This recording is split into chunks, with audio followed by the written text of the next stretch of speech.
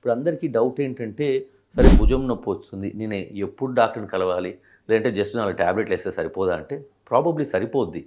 ఎప్పుడన్నా simple paracetamol వాడండి. Ointment వాడుకోండి. దెబ్బ తగిలితే ఐసు, చాలా రోజుల నుంచి ఉంటే హీట్. ఈ 2 గుర్తుపెట్టుకోండి.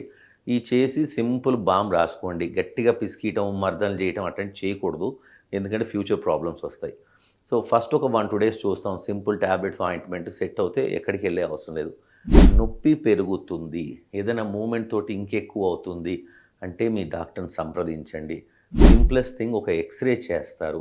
అవసరం ఉంటే కొన్ని simple blood test, uric acid అలాంటివి పెరిగితే కూడా, లేదా కీళ్ళవాతం ఉంటే కూడా నొప్పులు రావచ్చు. So these are simple things you can do.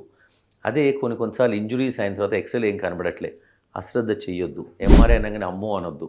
ఎందుకంటే కండరాలు కట్ అయ్యి అర్లీగా సింపుల్ ఇమ్మొబిలైజేషన్ చేస్తే మీకు అది సెట్ అయిపోవచ్చు. లేదు అంటే సర్జరీ పడుతుంది.